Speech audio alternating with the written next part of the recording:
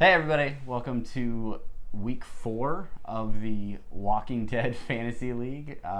We reviewed the 4th episode, or we watched the 4th episode. Fourth episode.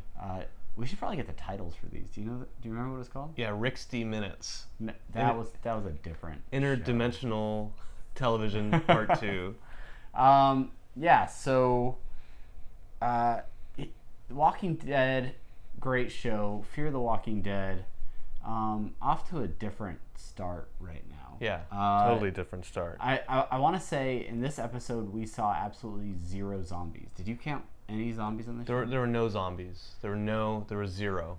There was 0, and I'm okay with that. I know you're probably not as okay with it. Yeah, and we're doing this fantasy league thing, and that's great. And a reminder to anybody that might be new, we are going to spoil the crap out of this episode. So if you haven't watched it, come back after you've seen this. It's like the bagels I tried to eat this morning, and I was like, oh, I've got extra cream cheese. Oh, no, wait, why are these bagels sticking together? Oh, it's because mold. Yeah. Mold. They're spoiled. They're spoilers. Oh. So this was a little bit more dialogue-heavy episode.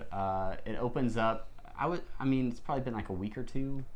Yeah, 9 days. 9 days? 9 days. 9 days. 9 days since the last episode. Yeah. So in the last episode, the National Guard or some military had just moved in.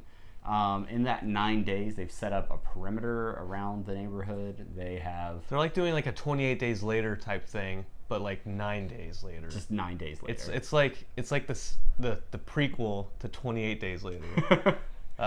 It's the thing I like about it is it's kind of like you see how some of these fenced off communities from The Walking Dead got started. Yeah. Like the very early stages where people are like, all right, let's just lock this place down. Just lock it.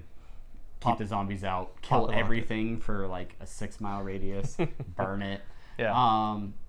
But with that comes some rules. Some of the rules within that area directly mean no points for us. Yeah. One of those things is you're not allowed to drive inside of the fence, which sucks because I think all my points have come from driving so far. That's your lifeblood. Yeah. So, we had some interesting personal interactions in this episode, but it was not a high-scoring week. No, to say the least. As far as content goes, you talked to me before about like the army and all this type of stuff, and I wasn't looking forward to the episode, but I actually liked that it was a slower paced build-up.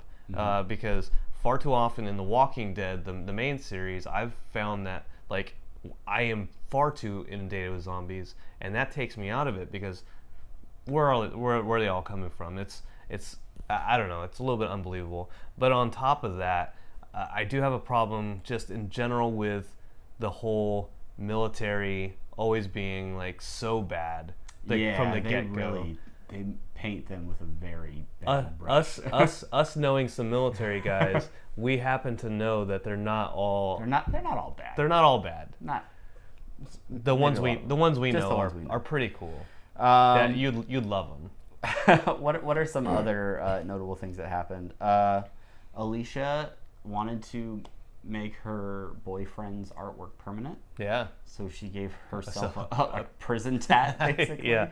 That was a bizarre situation. That was really her biggest contribution, was her kind of reminiscing in this house, and then reading a suicide note. Yeah. And then at the very end, Griselda, I'm glad I didn't draft her. She gets pulled off to a hospital for surgery, and her husband goes with her. No, doesn't go with her. So spoil. So this. We'll get to the point in a minute. There's not much to go over there. A lot of slow build-up, and then they're going to take, the sick people out of the facility. They take Griselda. Daniel's supposed to go with her. I'm thinking, okay, I'm going to lose a guy. He's going to be separated. Yeah. Then they take Griselda and don't take Daniel, won't let him come, but they take Nick. They take Nick. So Nick is going there with them. So, along with Nick, Liza, Travis's ex, was the temporary healthcare person within the community until an actual doctor shows up. The doctor asks her to come with her, and she goes. She's conflicted about it, but then she decides to go. I honestly think she's going to kind of watch out for those people that are she's going to watch out for Nick. She's going to maybe watch out for Griselda. Yeah. She drives away at the end, and all I wanted her to say was like, I'm gonna take care of Nick. That's all she had to say. Yeah. And everything would have been good. Instead, Madison is pissed. They take her son. When is she not? And what an annoying. She's not in the back of that car. Am I right? Yeah, that's true. She reminds me of the woman at the original Walking Dead, the blonde girl who ends up hooking up with the governor. Oh yeah. Ends up just being super annoying. Yeah, but she's in The Mist, and that's a great movie. All right, I think your battery's about to die, so we better get to the points. Let's get to the points, guys. Okay, so let's just go team by team because it doesn't really matter either way.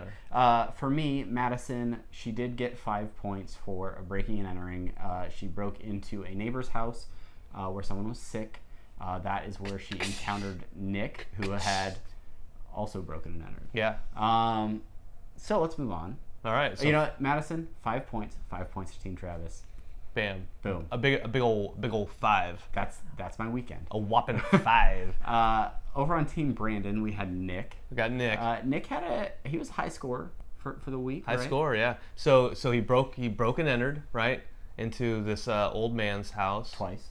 Who's on bed getting morphine drip, and then not only did he do that, he snuck underneath the dude's gurney, and then he put the morphine drip between his toes, where I got points for looting. Yeah, I was like, you know what? Yeah, he's taking the drugs. I mean, he's taking them directly, like to his bloodstream, but he's still taking them. He did it. It's one thing to be bad to like break into a place, and another thing to take something even from a sick person, but to literally take pain relief from a dying person, and put it into yourself, like that's rock bottom. I'm sorry. I think I get bonus points for coldness. For coldness. And then we gave so Nick and then he broke in again later, so that's 15 for Nick. Yeah, so Nick's 15 total. 15 total for Nick.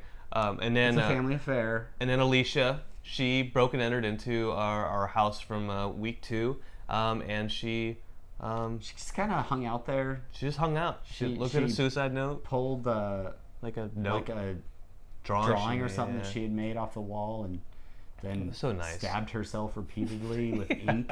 Like, suicide note. Let me do a tattoo. In a place that has no medication for infection, let me stab myself multiple times with ink. So it was very convenient for her. So that for me that ends up being 20 points. Yes, which beats 5.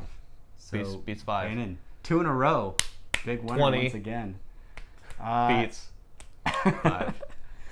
Guys, we liked the episode even though it wasn't high scoring. What do you guys think about this episode? Do you like the way that this show is moving? Do you feel that it's holding up to the original series, or are you ready to be, one season and done? Let us know. Leave a comment down below.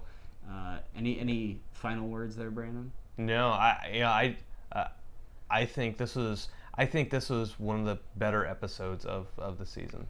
Yeah, I'm curious to see moving forward where they've taken these sick people, and then how they're going to maybe do the back and forth. They've created some sort of conflict now where the people that are at the house are like, okay, we need to go get these people that have been taken, and maybe those people will be subject to some sort of, I don't know, evilness or something. Yeah, I think the last thing I have to say about this whole spiel is being from Los Angeles. I keep saying this.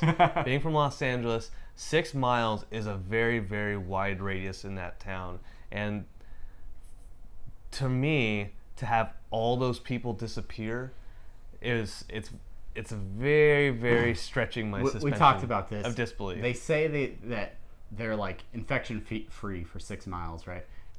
Part of me thinks, okay, maybe that's just an arbitrary number they threw out. The other part of me thinks maybe it's just a lie that they're telling people to make them feel better in the town. Yeah. They make the military look like scumbags anyway throughout the rest of the episode, so who knows. But Maddie does break out of the town, and she does look around, and there's a bunch of dead people. Oh yeah, we didn't even talk about the reflection up on the hill. Oh, which is another. It was a consistent beat throughout. Guys, Travis, is a jerk and doesn't believe his son about a flashing light across the town on a hill. Until the last 3 seconds of the episode. Last 3 Like, seconds. oh, there it is. So So that'll be another thing. so this is me flashing you a message. Don't flash. To say- Don't flash the camera, No. Brandon.